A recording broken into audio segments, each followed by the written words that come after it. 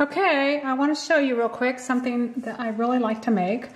It is a chocolate shake smoothie, and I take all of the ingredients except for the chocolate is alkaline, so it's usually not real fattening for me. You can use peppermint leaves if you want, but I really like peppermint and chocolate.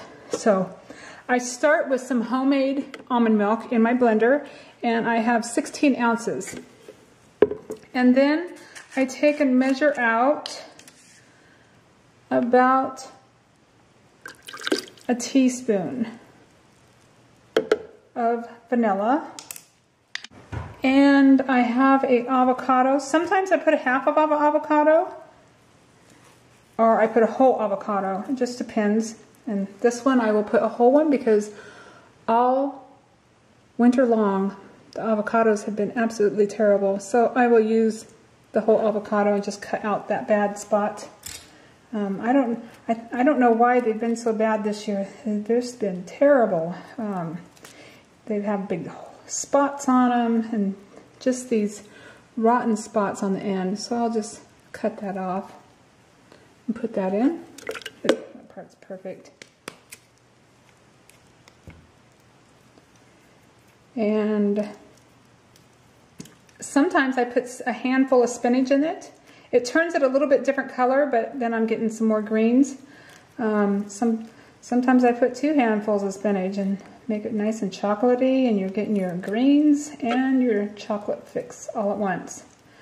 There's a raw food girl, her name is Stacy, and she makes a happy shake, and it's chocolate and spinach. Then I use I don't use any sugar.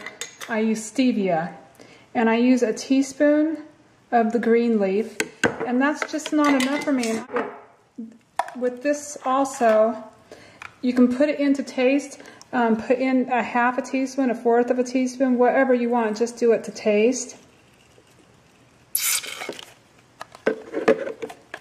So that way I'm not getting sugar. And then my peppermint flavoring, I take, that is to taste too. A teaspoon would be way too much, but a fourth to a half a teaspoon is plenty. I want a little bit more. I can eyeball. Because if you get too much, it is overpowering. And then a couple shakes of Himalayan pink salt. Salted chocolate's very good. A fourth of a cup of cocoa. You can get the raw cacao or just cocoa. And then all I need is some ice. And I take some crushed ice. It's a bowl overloaded, overflowing. It's about 2 to 3 cups. And depending on how smooth you want it and how thick you want it, you can make it really blended like a thin chocolate shake, or you can make it thick to where you have to spoon it and eat it. I like it both ways, so it's just a preference of how you want it. Less ice is thinner, drink it through a straw. More ice is, you can still sometimes drink it through the straw, but have to eat it with a spoon.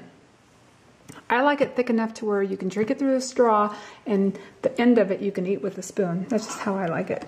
So that's it. Just blend it. We're gonna blend.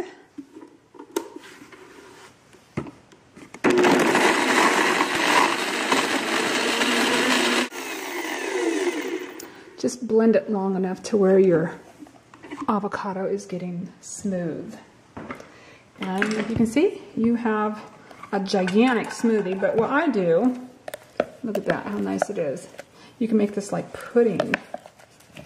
What I like to do is I pour a glass, and then the rest of it I put in little mason jars, and I leave about a half of an inch head space, and I put them in the freezer, and then I take them out, and I let them unthaw just a little bit to where I can get them out of there, and I like to eat them out of there too.